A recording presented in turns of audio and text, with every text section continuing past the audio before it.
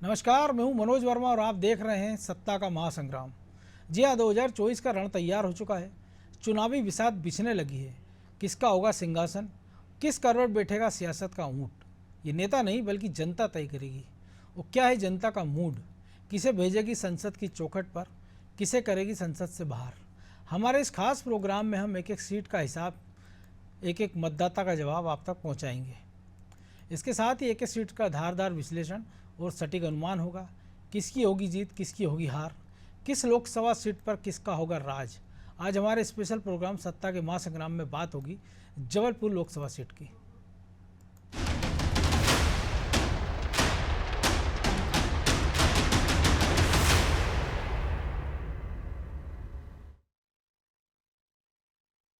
महाकौशल के गढ़ जबलपुर में भी बीजेपी और कांग्रेस के बीच मुकाबला जोरदार होगा। यहाँ बीजेपी ने आशीष दुबे को प्रत्याशी बनाया है, जिनकी टक्कर कांग्रेस के उम्मीदवार दिनेश यादव से है। लेकिन जबलपुर सीट पर दोनों दलों में से किसकी पकड़ मजबूत है, इस पर नज़र डालें तो कांग्रेस की हालात यहाँ पहले से खराब है और वर्तमान तैयारी को देखकर ये चिंतनीय नजर आ रही है। जबलपुर लोकसभा सीट को कांग्रेस बीते 28 साल से नहीं जीत सकी है। उससे पहले भी कांग्रेस को बीजेपी और अन्य दल कड़ी चुनौती देते आए हैं, लेकिन बीते 28 साल से तो कांग्रेस यहाँ दोहरा वनवास झेल रही है। वही 1996 से यह सीट बीजेपी का अवैध किला बन गई है। लेकिन इस बार जनता के मन में क्या है, इसे समझने की कोशिश करते हैं।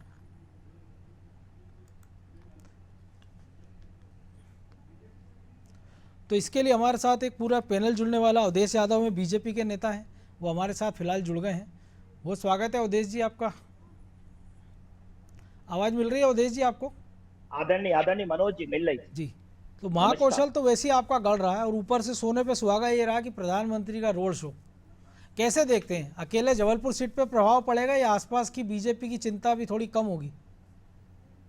आदरणीय भाई साहब, अभी वर्तमान में परिदृश्य जो हमारा देश में हमारे मोदी जी की जो है कार्यशैली और आम जनमानस में मोदी प्रेम, क्योंकि हम और भारतीय जनता पार्टी सदा विकास पर केंद्रित होकर कार्य करती है और आम जनमानस में मोदी जी के प्रति अपार श्रद्धा है।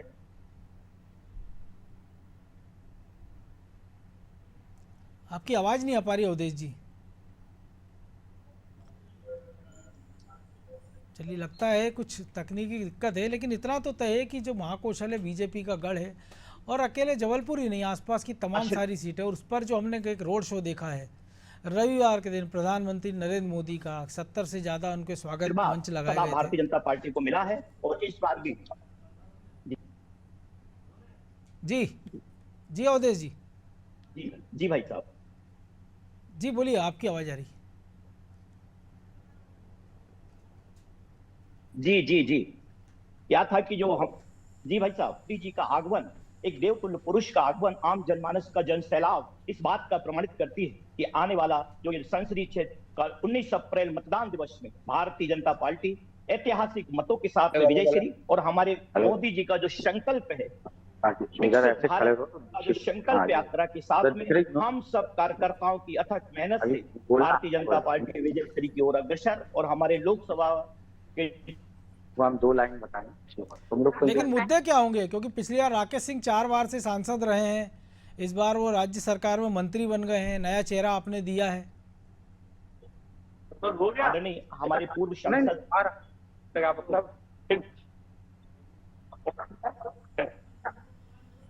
चलिए, हमारे साथ कांग्रेस नेता टीकाराम कोष्टा भी जुड़ गए हैं। टीकाराम जी, बहुत स्वागत है अनादि टीवी में आपका। जी भाई साहब धन्यवाद। तो टीकाराम जी, चुनौती कितनी कड़ी है, क्योंकि पिछले 3 चुनाव की अगर हम बात कर लें या जबलपुर की बात कर लें, 28 साल हो गए कांग्रेस को आखिरी बार में जीते। 4 बार के राकेश सिंह अब प्रदेश सरकार में मंत्री हैं, नए पार्टी ने नया चेहरा उतारा, ऊपर से मोदी के जन सैलाब जो कल देखा हमने रोड शो में, उसके बाद कांग्रेस अब किन मुद्दों के साथ जनता के बीच जाएगी और जबलपुर की स्थिति क्या होने वाली है? देखिए, ऐसा है भाई साहब, आपने बोला कांग्रेस ने नया चेहरा, कांग्रेस के लिए कोई नया चेहरा नहीं है। वो 11 वर्षों तक चाहे कांग्रेस कमेटी के अध्यक्ष रहे और संगठन का काम उन्होंने बाखूबी किया है। नहीं, मैं तो प्रत्याशी के रूप में कह रहा हूँ, वो तो मुझे पता लंबे पुराने कांग्रेसी हैं। और साथ ही साथ भाई, जब संगठन का काम करेगा आदमी तो 20 वर्षों से भाजपा का सांसद है, आज मैं भारतीय जनता पार्टी के लोगों से पूछना चाहता हूं कि 20 वर्षों में सांसद महोदय की उपलब्धियां क्या हैं? डबल इंजन की सरकार थी, कितने स्कूल बनाए, कितने कॉलेज बनाए। आज ये सब जनता के बीच 2014 में इसी भारतीय जनता पार्टी ने 2 करोड़ लोगों को, युवाओं को रोजगार देने का आश्वासन दिया था और किसानों की आय डबल करने की बात की गई थी। क्या हुआ? 10 वर्षों में कितने लोगों को रोजगार दिया गया? और रोजगार देना तो दूर की बात है, लेकिन 14 के बाद 19 में तो और सीटें बढ़ गई ना उनकी, इसके बाद भी, यानी आप अपनी बात जनता तक पहुंचा नहीं पा रहे हैं। चुनाव कोई भी है, ये हार जीत तो होती रहती है, परंतु जो जनहित की बातें हैं, जनता के हित की है, भाई जनता अपना निर्णय लेती है। भाई कोई भी नेता हो, सत्ता पक्ष का हो या विपक्ष का हो, वह जनता की समस्याओं को सत्ता तक पहुंचाता है। और यदि इसी तरह, ठीक है, ये सब होता रहता है राजनीति में, परंतु आज इनको जवाब देना पड़ रहा पब्लिक के बीच में कि 20 वर्षों मैं से आपका जवाब ले लेता हूं। अवधेश जी हमारे साथ जुड़े हैं, बीजेपी नेता। अवधेश जी, वो तो कह रहे हैं आपने जो वादे किए एक भी पूरे नहीं किए, ना रोजगार की बात हो या दूसरी और चीजें हो, चाहे किसानों की आय दुगनी करने का मामला हो। अवधेश जी, लगता है अभी संपर्क नहीं हो पाया है। हमारे साथ राधेश्याम अग्रवाल जी भी जुड़े हुए हैं, जेडीयू के नेता हैं। तो राधेश्याम जी, वैसे तो बिहार में आपकी पार्टी बीजेपी के साथ गठबंधन में चुनाव लड़ रही है, लेकिन चूंकि पुराना प्रभाव क्षेत्र रहा है और शरद यादव भी यहाँ से सांसद रह चुके हैं, तो क्या आपके नजरिए से क्या कह रहा महाकौशल जबलपुर? महाकौशल में नेटवर्किंग के मामले में बीजेपी बहुत आगे है। बीजेपी जीत नहीं रही है, बेसिकली कांग्रेस की हार हुई जी। कांग्रेस का संगठन वीक हो गया है। हम लोगों ने शरद यादव के साथ राजनीति की है, कुछ सेवा का क्षेत्र मान के चले थे। आज राजनीति व्यापार हो गया है, दोनों पार्टियां ही व्यापार कर रही हैं, परंतु नेटवर्किंग के मामले में बीजेपी बहुत आगे है। इनका जो पन्ना प्रथा है, उस पन्ना प्रथा में इनका कांटेक्ट लोगों से बहुत ज्यादा है। अभी जबलपुर के अंदर ही देखिए आप, अभी 600 करोड़ रुपए, 450 करोड़ रुपए का एरोड्रम बना, लेकिन एक फ्लाइट नहीं। भुट्टो का शहर बन गया है। 10 साल से ये सरकार काम कर रही है। यहाँ सीवरेज लाइन का 15 साल से सीवरेज लाइन का प्रोजेक्ट चल रहा है, उसका आज तक काम नहीं हुआ। स्मार्ट सिटी में पूरा शहर खंडर हो गया है, उसमें लोग तो स्मार्ट हो रहे हैं, पार्टी के लोग स्मार्ट हो रहे हैं, लेकिन जनता को कोई सुविधा नहीं मिल रही है। लेकिन बीजेपी है तो आप ही का सहयोगी दल ना, आपकी बात नहीं होती कभी, आप लोग ये बात नहीं उठाते। मध्य प्रदेश में हमारा इनका कोई समझौता नहीं है, बिहार भर में हमारा समझौता है। नहीं तो यहाँ आप उनके खिलाफ उम्मीदवार भी नहीं उतार रहे ना, इसलिए पूछा मैंने। यहाँ तो आप उनके खिलाफ कोई उम्मीदवार तो उतारते नहीं, इसलिए सवाल पूछा मैंने आपसे। नहीं, हम लोग यहाँ समझौता हमारा है नहीं ना। जनता दल मध्य प्रदेश में काम ही नहीं कर रही है, हम नहीं कर रहे हैं यहाँ पर। सिर्फ वहां बिहार में समझौता है, तो बिहार में हमारी अपनी टर्म्स कंडीशन है। बीजेपी तैयार हुई, हम तैयार नहीं हुए। बीजेपी तैयार हुई तो हम सहयोग दे रहे हैं। जी जी, चलिए मांगूंगा राधेश्याम जी आपके पास। हमारे सहयोगी सोमनाथ मिश्रा जुड़ गए। तो सोमनाथ, क्या कह रहा है महाकौशल का ये गढ़, और जो कल एक बड़ी हमने देखा रोड शो हुआ है प्रधानमंत्री नरेंद्र मोदी का, उसके बाद क्या कुछ फिजा बदलती नजर आई है?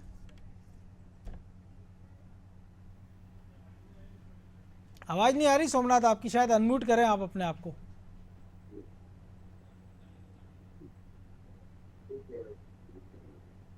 जी जी, आवाज आ रही है जी? हाँ जी बिल्कुल।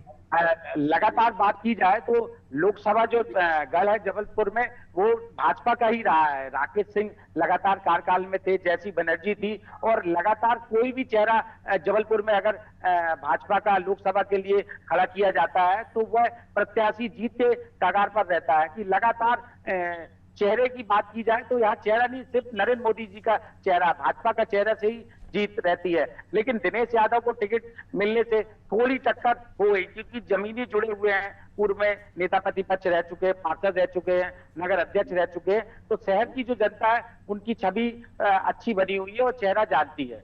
जी चलिए, मुझे लगता है आप लोग के साथ कुछ लोग और जुड़े हुए हैं, उनसे बात करके जानिए कि क्या माहौल कह रहा, पब्लिक क्या कह रही है। जी, मैं आइए उनसे बात करता हूँ। कुछ लोग हमारे साथ में जुड़े हुए हैं। जी जी, बताएं आप, अभी लोकसभा जो चुनाव हो रहा है तो क्या कैसा मन है? लोकसभा का जो चुनाव है, वैसे तो दुबे जी को पूरी जनता जानती नहीं है, क्योंकि मोदी जी का चेहरा सामने है, इसलिए ऐसे आसार लग रहे हैं। और राजयोग भी अभी बीजेपी का बन रहा है और दिनेश यादव जी भी टक्कर के हैं। कुछ कहा नहीं जा सकता जीत किसकी होगी, जिसका राजयोग होगा उस पक्ष में ये जीत जाएगी। क्या लगता है, क्या मुद्दे हैं जैसे आम जनता के, क्या सोचती है, कितना विकास हुआ है, क्या आपकी और चाहते हैं कि क्या होना चाहिए? महंगाई, बेरोजगारी और बहुत सारे ऐसे मुद्दे हैं जिससे लोग परेशान हैं, कुछ चीजें अच्छी हुई हैं, तो क्या कहना चाहेंगे? देखिए, परेशानी की दृष्टि तो ये है कि जैसे सत्ता के अहंकार में कुछ लोग ऐसे जुड़ गए हैं बीजेपी से जो अवांछित है।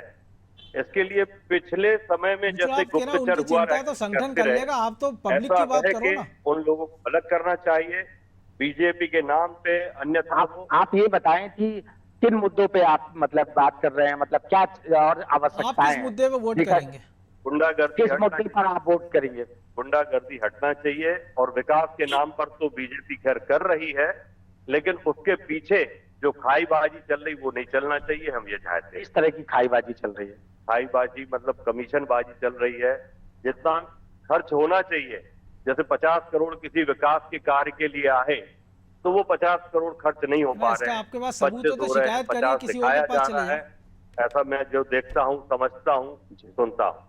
जी बताएं, किस तरह कैसा वोट आप अपने मतदान का प्रयोग करेंगे, किसको करेंगे, कैसी सरकार चाहिए, क्या आपकी क्या जरूरत है? जो है बीजेपी नरेंद्र मोदी का ही चेहरा सामने नजर आ रहा है। उसके लिए है तो थोड़ा विकास की जरूरत है। जैसे अभी बच्चे पढ़े लिखे हैं तो सर्विस ढूंढ रहे हैं, सर्विस उतना मिल नहीं पा रही है, या प्राइवेट कंपनियां आना चाहिए। बस मेरा यही। महंगाई और जो बेरोजगारी और चीजें हैं, क्या वैसे आप बता रहे हैं रोजगार नहीं है, कैसे रोजगार की आवश्यकता है? नहीं, रोजगार ऐसा रोजगार है मगर उतना पर्याप्त मात्रा में नहीं। जी ये बताएं, कैसी सरकार आपको चाहिए? आप अपने मतदान का प्रयोग करेंगे तो कैसे करेंगे?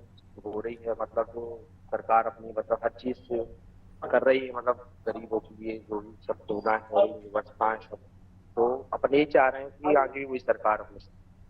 क्या आवश्यकताएं आपकी, कैसी मूलभूत सुविधाएं चाहिए, क्या कमियां है जिसको आपको चाहिए?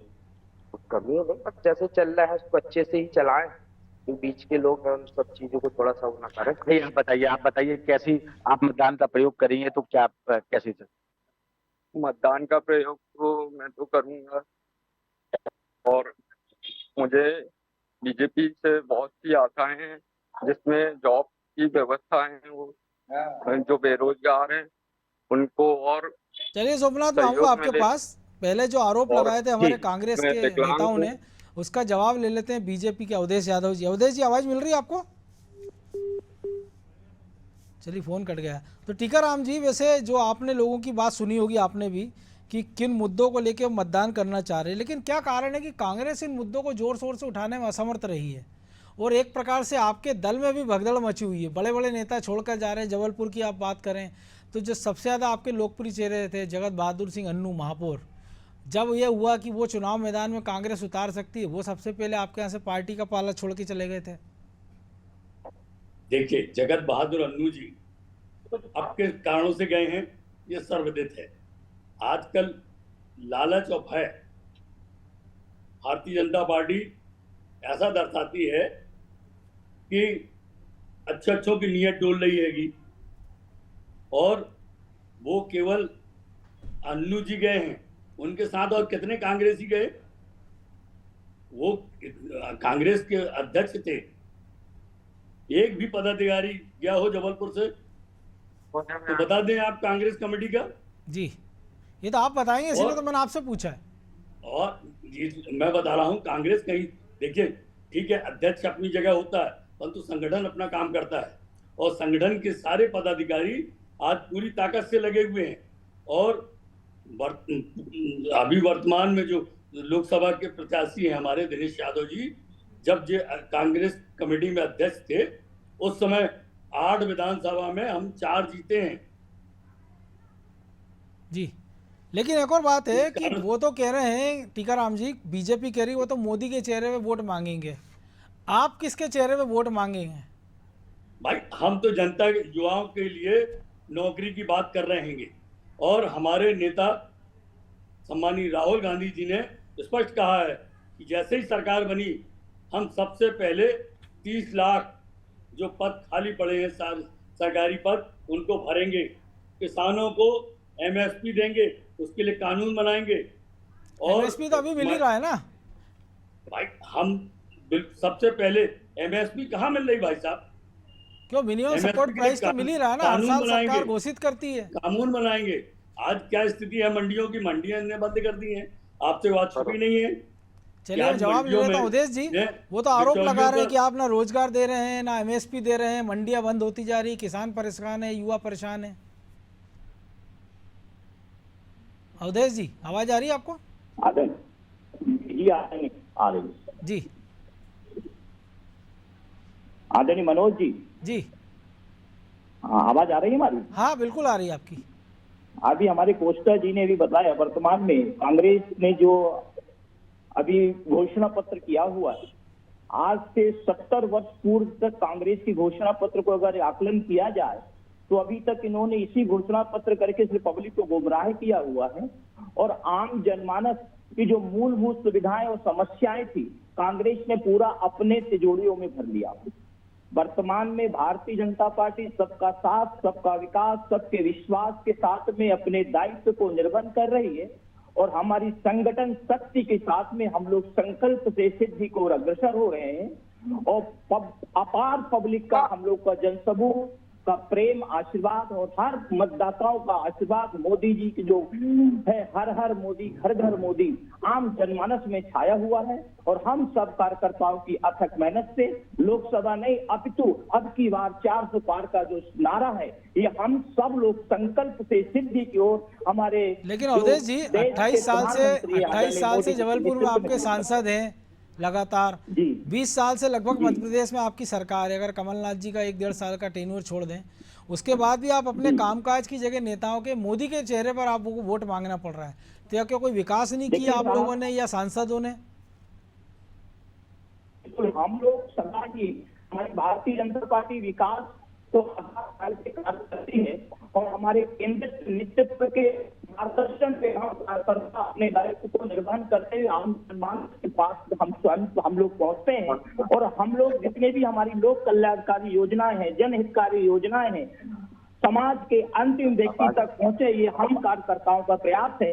और जो हमारे देश के, हमारे प्रदेश के नेतृत्व आदरणीय प्रदेश के मुख्यमंत्री मोदी जी कार्य है और कार्य कार्यकर्ता आम जनमानस में पहुंचाने का प्रयास करते हैं और इसी आधार पे हम लोग भारतीय जनता पार्टी को विजय से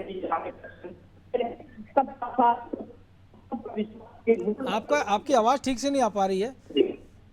मैं आऊंगा आपके पास, मैं आऊंगा आपका दोबारा। राधे श्याम जी, लगातार हम देख रहे हैं कि सांसद बीजेपी के हैं, लेकिन जो मुद्दे आप उठा रहे हैं, संस्कारधानी है, हाईकोर्ट की बेंच है, लेकिन अगर विकास की दौड़ में जबलपुर पिछड़ा है तो उसके जिम्मेदार कौन है? केंद्र सरकार, राज्य सरकार है या जनप्रतिनिधि जिनको बड़ी उम्मीद से जनता ने चुनकर भेजा है? जनप्रतिनिधि जिम्मेदार है जी। राकेश सिंह 3 बार के यहाँ वो सांसद रहे, 4 बार। शरद यादव के साथी हैं। शरद यादव 2 बार यहाँ से चुनाव जीत के गए। ये एरोड्रम किसका दिया हुआ है? बरगी डैम किसका दिया हुआ है? बाणसागर डैम किसका दिया हुआ है? इन्होंने क्या दिया जी? इतना बड़ा एरोड्रम बना दिया इन्होंने, उस एरोड्रम की फ्लाइट कहाँ है?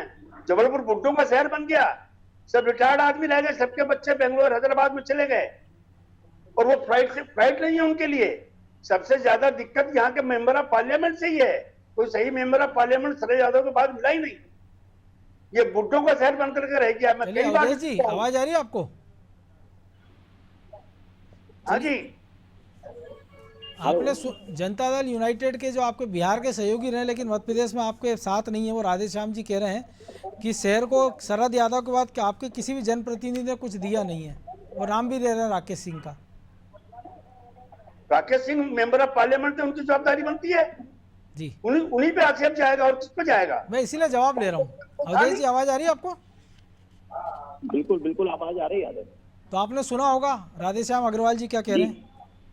तो ये घनश्याम अग्रवाल जी की पूरी बात सुनी जी। हमारे पूर्व सांसद आदरणीय राकेश सिंह जी के जो विकास की पहिया थी वो बिल्कुल गति के साथ में हमारा जबलपुर अपितु पूरा महाकौशल क्षेत्र, विकास के क्षेत्र की गंगा की लहर बह रही है और आज हमारा जबलपुर शहर विकास के नए आयाम लिखे हुए हैं। और हमारे पूर्व सांसद आदरणीय राकेश सिंह जी, चाहे रेल सेवा हो, चाहे वायु सेवा हो, या जिस गरीब किसान मजदूर, इन सब की सम्मान की सेवा वाली बात हो, तो हमारे सांसद जी ने निरंतर सेवा कार्य करते हुए आम जनमानस का, सभी मतदाताओं का आशीर्वाद प्राप्त किया। और ये प्रमाण है कि विधानसभा सोमनाथ, ये बताओ अपार कि ये जो मुद्दे हैं, ये सीए 370 राम मंदिर के अलावा भी कोई मुद्दा है इस चुनाव में जबलपुर के लिए? स्थानीय मुद्दे या राष्ट्रीय मुद्दों पर ही जनता जाती नजर आ रही है? सोमनाथ जी, मैंने कहा आपसे, मैंने सवाल किया है कि मुद्दे जो बीजेपी उठा रही है, धारा 370 हो, राम मंदिर हो, सीए, इसी पर जनता का जनमानस बनता नजर आ रहा है या कुछ और मुद्दे लोकल के जबलपुर के इस लोकसभा चुनाव में हावी हैं? जी, की जाए तो लोकसभा चुनाव में लोकल मुद्दे कोई हावी नहीं है। मैंने केंद्र सरकार नरेंद्र मोदी का जी का जो चेहरा है और राम मंदिर प्रमुख तौर पर देखा जा रहा है कि जो राम मंदिर शुरू किया गया है और जल्दी यहाँ से कई ट्रेनें भी रवाना की गई है, कई दर्शन करके यात्री होके भी आए हैं और यही प्रमुख मुद्दा है। बाकी जो 370 का मुद्दा है, ये भी अच्छा मुद्दा था और भाजपा द्वारा ये प्रमुख तौर पर मुद्दे हैं। जी, जैसे नरेंद्र मोदी जी के कल रोड शो हुआ था, तो उसमें भी काफी तौर पर जनता देखने के लिए आई थी। उनको सिर्फ एक झलक पाने के लिए हजारों की संख्या में लोग आए थे और देखने के लिए सुबह दोपहर से ही लोग लाइन लगा के आने लगे थे। काफी बसों से भी लोग आए, आसपास के जिले से भी आए थे। तो कुल मिलाकर देखा काफी बीजेपी उत्साह जो चाह नजर आ रही है राष्ट्रीय मुद्दों पर चुनाव हो, उस दिशा में चुनाव जाता दिख रहा है। बहरहाल वक्त इतना ही था। बहुत धन्यवाद अवधेश जी, टीकाराम जी, राधेश्याम जी आपका। तो जबलपुर की हमने बात की थी आज महाकौशल के गढ़ की, क्या मुद्दे हावी हैं, क्या परिस्थितियां हैं, जनप्रतिनिधियों को लेकर राय क्या और पब्लिक क्या सोच रही है। तो सत्ता के महासंग्राम में आज फिलहाल इतना ही। आप देखते रहिए अनादि टीवी। नमस्कार।